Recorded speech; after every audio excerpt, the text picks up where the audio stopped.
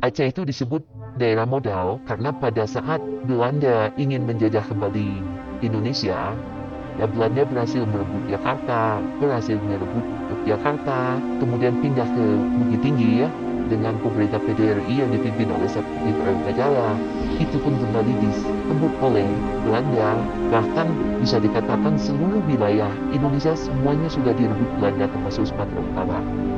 Yang belum direbut oleh Belanda kembali satu-satunya cuma Aceh. Pada saat itu jadi pemerintah darurat Indonesia ya, yang tadinya ada di Bukit Tinggi pindah ke Aceh, dan kemudian ada Radio Rimba Raya ya, di Biren. Radio tersebut memberitakan bahwa Indonesia masih ada. Buktinya Belanda belum berhasil masuk ke Aceh, sehingga itulah yang dijadikan modal diplomasi kepada PBB bahwa Belanda tidak berhasil merebut kembali Indonesia, tidak bisa menjajah Indonesia kembali, dan mereka harus angkat kaki dari Indonesia.